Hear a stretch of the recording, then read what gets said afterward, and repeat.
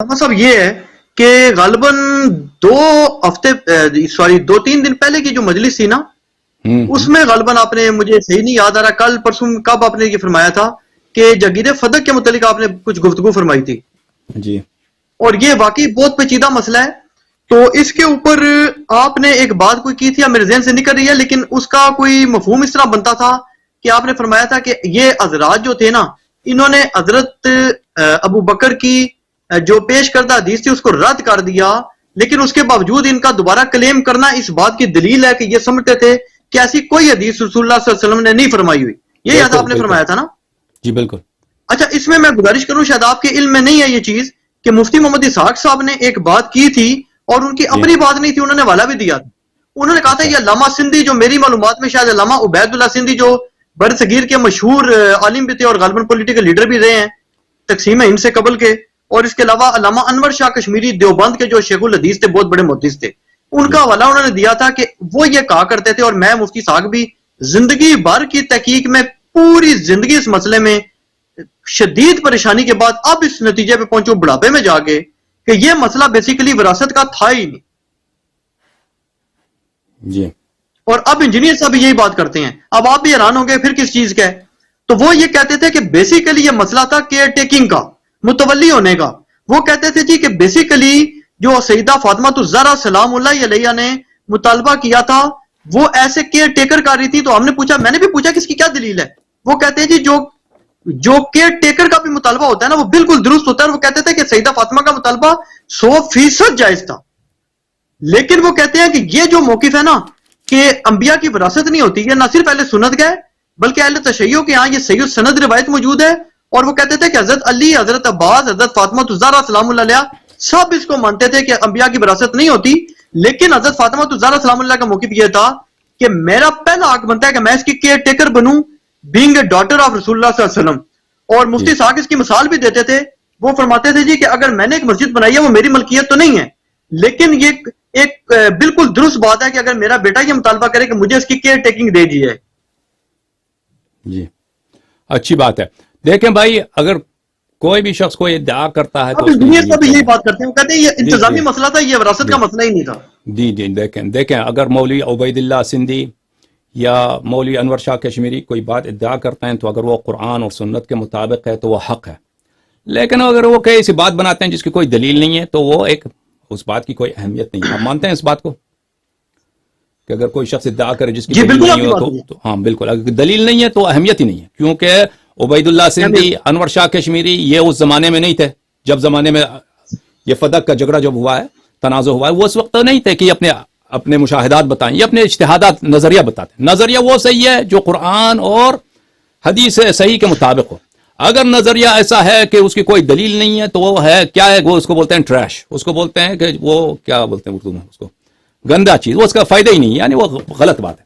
اچھی بات ہے. دو عزیزو دیکھو، کہتے ہیں کہ صدیقہ طاہرہ سلام اللہ علیہا نے کیئر ٹیکنگ کا مسئلہ کیا تھا. ملاحظہ فرمائیں، یہ حدیث ہے بخاری میں.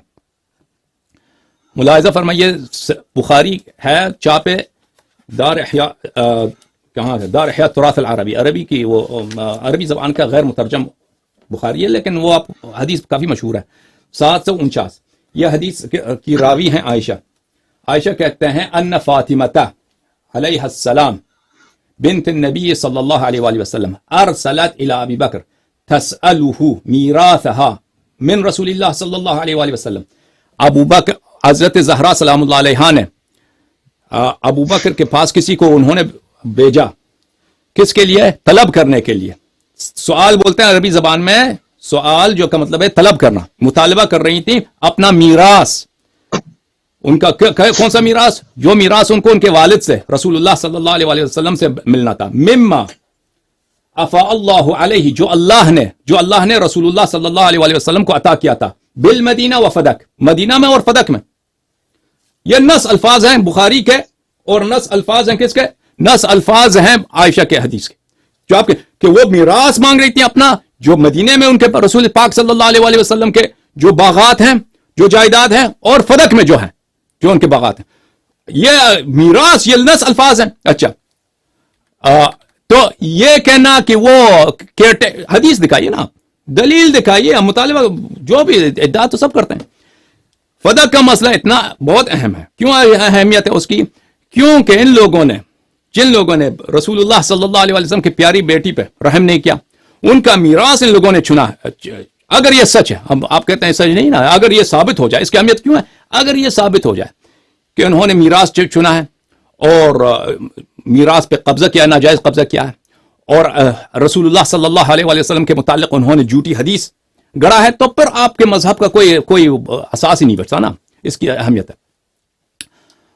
اور جو آپ نے اشارہ کیا کہ میں نے پچھلے لیکچر میں کہا ہے کہ عمر کے زمانے میں عباس اور امیر المؤمنین علیہ السلام گئے اب عمر کے پاس، وہ کتاب مسلم میں موجود ہے، فدق کا مطالبہ کرنے کے لیے ارث کے طور پر. تو یہ واضح ہے، یہ واضح ہے کہ وہ حدیث لا نورث ما ترکنا صدقہ کو صحیح نہیں سمجھتے تھے، جھوٹ سمجھتے تھے. اور حضرت زہرا سلام اللہ علیہ بھی صحیح نہیں سمجھتی تھی. ملاحظہ فرمائیے اسی روایت کے ضمن میں، دیکھیے اسی روایت کے ضمن میں، تو فقال ابو بکر ان رسول اللہ صلی اللہ علیہ وسلم قال لا نورث ما ترکنا صدقہ. جب انہوں نے مطالبہ میراث کیا تو ابو بکر نے یہ حدیث نقل کیا کہ فرمایا کہ ہماری میراث نہیں ہوتی، ہم تو جو چھوڑتے ہیں وہ صدقہ ہوتا ہے. انما یاکل آل محمد من هذا المال، اہل بیت علیہ السلام اسی مال سے صدقے سے کھائیں گے. وانی واللہ لا اغیر شیئا من صدقۃ رسول اللہ صلی اللہ علیہ وآلہ وسلم، اور اللہ کی قسم میں صدقہ رسول صلی اللہ علیہ وآلہ وسلم کو کبھی چینج نہیں کروں گا، تبدیل نہیں کروں گا. ولا عملن فیہا بما عمل به رسول اللہ صلی اللہ علیہ وآلہ، اور جو عمل رسول کا تھا اسی باغ فدق کا میں اسی کو جاری رکھوں گا.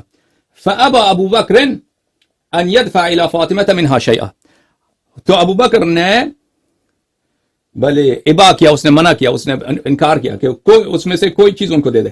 فوجدت فاطمہ على ابی بکر فی ذلك فهجرته فلم تكلمه حتى توفیت. تو اس پر حضرت زہرا سلام اللہ علیہ غضبناک ہوئے اور آخر تک ابو بکر کے ساتھ انہوں نے بات نہیں کیا. ان کے ساتھ اس کو ہجران ہوا. ہجران بولتے ہیں کہ کٹی ہو جائے، غضبناک ہو جائے، اس آخر تک ایک جملہ بھی نہ کہے. ٹھیک ہے نا. تو واضح ہے کہ حضرت زہرا سلام اللہ علیہ بھی ابو بکر کو جھوٹا سمجھتی تھی. سیدۃ نساء العالمین، سیدۃ اہل الجنہ، بخاری کی حدیث ہے سیدۃ اہل الجنہ، ان کو سچا نہیں سمجھتی تھی. کیونکہ اگر سچا ہوتا ابو بکر کہ اپنا میراث مانگ رہے ہیں نا، میراث تو ملتی ہی نہیں ہے. تو اگر میراث پہ قبضہ کر لیں حضرت زہرا سلام اللہ علیہ، تو یہ تو حرام ہے ان کے لیے، کیونکہ ان کی میراث ہی نہیں ہے، حق ہی نہیں ہے. تو ابو بکر نے ان کو حرام سے بچایا. جب ابو بکر نے، اگر اس پہ ناراضگی کا کوئی حق ہی نہیں ہے، اگر ناراض ہوتی ہیں تو اس کا مطلب ہی یہی ہے کہ اس حدیث کو وہ جھوٹا سمجھتی ہیں، جھوٹ سمجھتے ہیں نا. اور حکم جناب